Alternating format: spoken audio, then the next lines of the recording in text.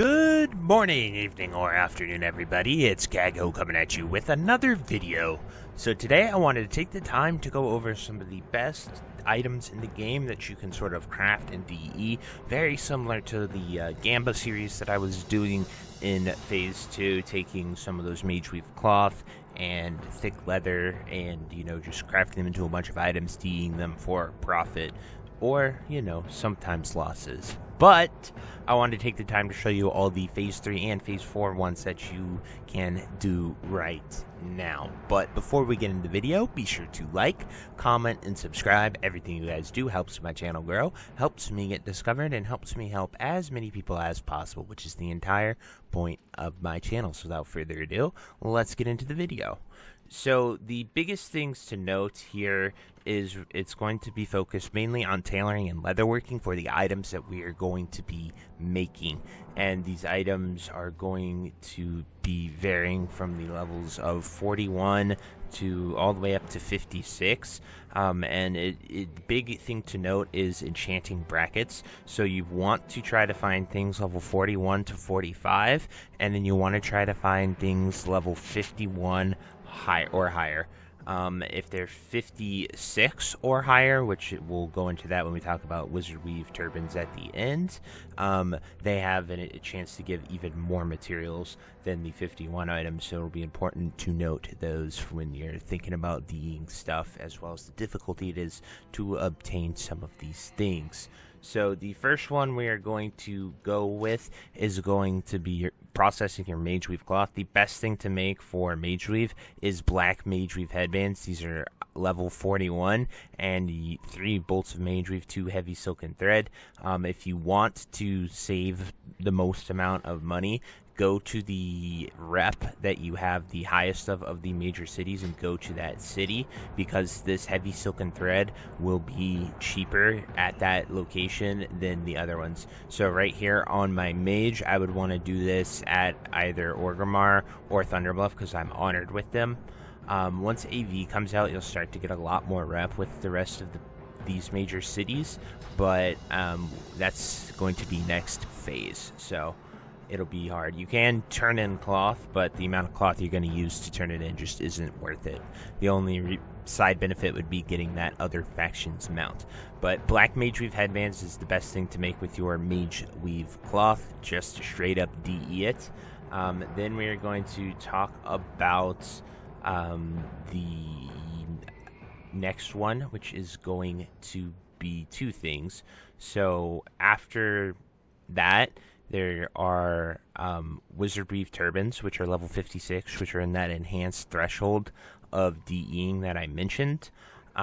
This can be substituted with runecloth headbands if you don't want to go out there and get it. It's 4 runecloth, 2 ironweb spider silk, but if you're getting the ironweb spider silk, you might as well do rune cloth shoulders because they are also 56. They just take rugged leather as well, so these can be a little difficult. These are world drop recipes later on.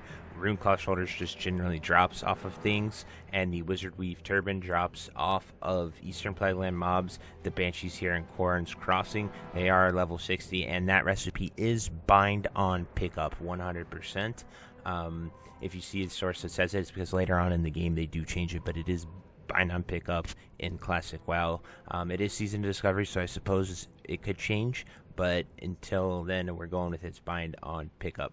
But those are the best things to do with all of that with your rune cloth. I would honestly save your rune cloth for now, unless you're very lucky and able to get that pattern somehow, doing some cheesy methods or assembling a raid group to go get it for you.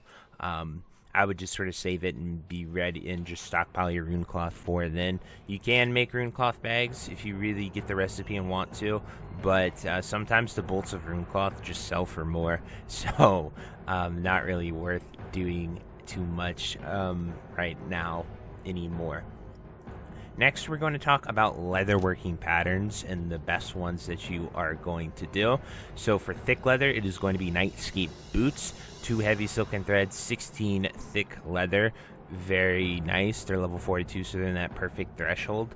Another one you can do are Nightscape pants. This is a little less leather, but it's more silk and thread, so I don't know the exact price breakdown where it comes out, but it is also within that threshold. So the pants or the boots, whichever one you want to make to disenchant, both fall within that threshold.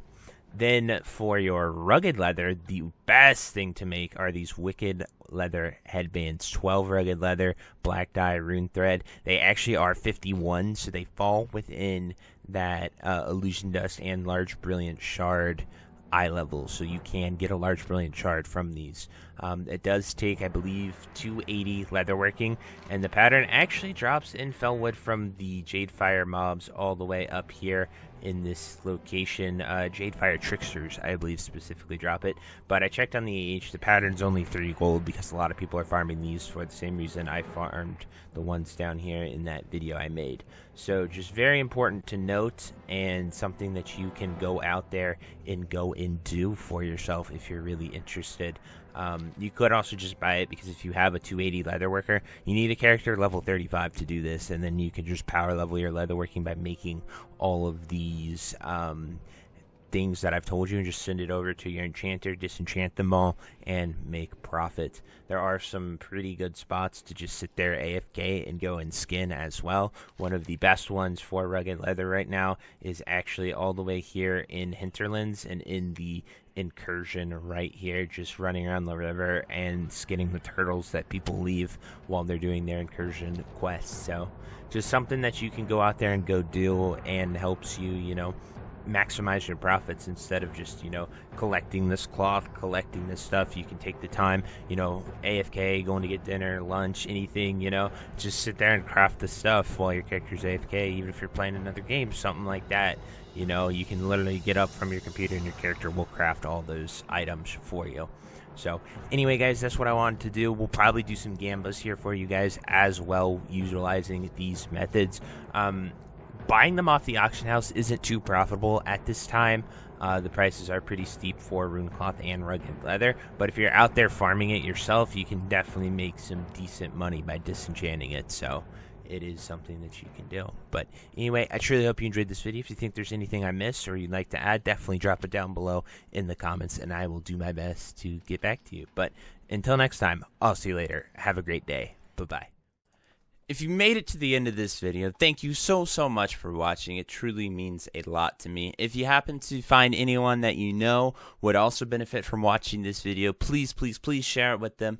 It helps me out a ton and allows me to keep doing what I love every single day, and that is gaming and sort of helping people any way that I can. So finally, thank you so much, and I hope you have a fantastic day. Goodbye.